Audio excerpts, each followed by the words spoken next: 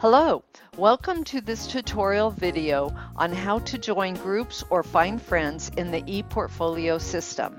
While the focus for ePortfolios is usually to support your learning and course activities, we believe that it can also become a new social media network for you that will extend beyond your academic program and into your career. To access the community on ePortfolio, select the Groups tab from the top navigation bar on your dashboard. When you open the Groups area, the first page you will see is the My Groups page. If you do not belong to any group, this page will be blank. However, you can see I belong to two. So before we move into finding and joining groups, I feel it's important here to explain some of the differences in access to groups that are set by group administrator. If you look closely, you will notice that after the name of the group, there is a designation. On this list, one says Open and one says Request Membership. The first group, named OC Facilitators, appears to be open to anyone who chooses to join. However, in looking at the description, you can see that it is not identified to be one that students can join. The TLET group, as you can see, requires you to ask permission to join. This is because the group is meant to provide anyone in the TLET group to have a place to meet and exchange information. These differences are set by the group administrator and actually are based on 4 options. Since I am the administrator for both of these groups, I'd like to show you these settings so you can understand why you might not be able to join some of the groups that exist on the system now. So let's first look at the settings for the OC Facilitators group, since I probably should find a way to restrict its membership. By clicking on the settings link, which only the administrator sees, we will go to a page where these options are set. Scrolling down, we come to the membership options. First, I can choose to make the group open or closed. Open means there are no approvals a person must get to become a member.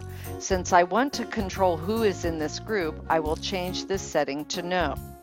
The next option determines whether a potential member must request permission to join the group.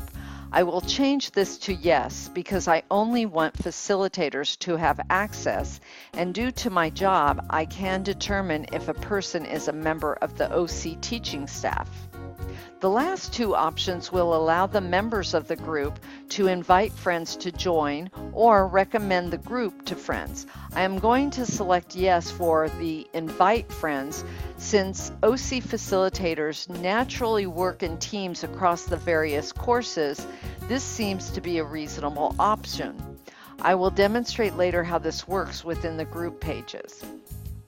Now, when we return to the My Groups page, you will see that the OC Facilitators group now shows that a person must request membership. To see how the members can invite friends to join, we need to go into the group's own pages. By clicking on the name of the group, you are taken to the home page of that group. This page is viewable by anyone, whether you are a member or not. Along the top of the page, members of a group can access a number of items such as forums and shared pages or collections, but the ability to invite a friend is found on the members page. As you can see, there is a reminder to members that they can invite friends when they visit their friend's profile page, or they also have the ability to invite groups of people by selecting this link. As you can see, the full list of ePortfolio members is available to a member to invite anyone. By selecting individuals through the search tool, I can add a number of people by moving them to the invitee list, and when I am done, I click on Submit and invitations will be sent out to those individuals. So let's explore how you can join groups and add friends to your ePortfolio page. By clicking on the Find Groups link at the top of the page, you will be able to find out what groups exist and which ones you can join. On the Find Groups page, you have two ways to find groups you might be interested in joining, either by using the search tool or scrolling through the list of group names. Let's first look at the options you have using the search tool. There are 4 standard search options provided in the pull-down list in the search bar: groups I can join, groups I'm not in, groups I'm in, and all groups. It's important here to explain there is a difference between the options of groups I can join and the groups I'm not in. These two options will yield different results because with the first, you will only see those groups that are either open to anyone or where a request can be submitted for membership. Results from the groups I'm not in will also include groups that are closed.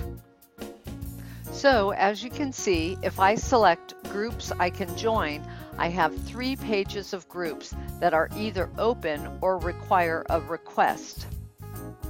But when I select groups I'm not in, I get 6 pages of results. For example, you now see listings of groups that are identified as controlled. For example, this one, if I click to see the home page, I am told it is a controlled group and I don't have access to view pages within the group. So, how do you join groups that are open or allow a request? Let's take a look. When I go back to the Find Groups page, the first one on the list is open, so I can click right here to join the group. Or I can learn more about the group first by clicking on the group name and going to the home page. Here I get some statistics about the group and I have the option to see who the members are before I make my decision.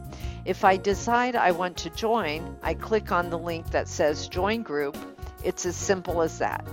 You can see here that now I am a member, and as a result, I now have the ability to invite my friends to join the group as well. By returning to the Find Groups page, I can see that some of the groups require a request to join. Again, I can click here on the listing, or I could go to the home page. Either way, when I click on Request to join the group, I am asked to provide a reason why I want to join, and then I submit it. The group administrator will determine if your request is approved and will add you to the group. To find the TLET group, use the acronym TLET in the search bar and it should come up in the results. Unfortunately, because I am already a member, it will not appear if I do a search on it. However, by using the search option of groups I'm in, I will see the TLET group in the listing. You are able to join this group by requesting a membership either from this listing or from its homepage. Just let us know that you are a student in the TLET program and we will be happy to add you to our membership. Adding friends to your network is very similar to joining groups. Selecting the Find Friends link from the top navigation list, you are brought to a page that lists all members of the UE ePortfolio community. When you search for an individual by entering their name, you will get a listing of anyone who shares that name. By clicking on their name, you will be taken to their profile page. However, from this listing, you can send them a friend request or send them a message without having to go to their profile page.